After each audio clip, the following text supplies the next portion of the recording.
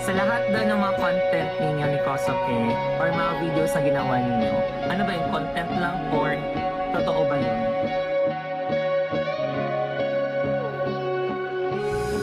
Actually, totoo po yun. Totoo lahat yun, lahat ng away namin, basta lahat ng pagsusungod ko sa kanya, in off-cam, ganun pa rin kami. Ano, first mong kita kay Kosoke, ano yung first na impression mo sa kanya? Ano, gangster. Nagkakaroon ka na ba ng feelings kay Kosoke? Ano, unti-unti lang, parang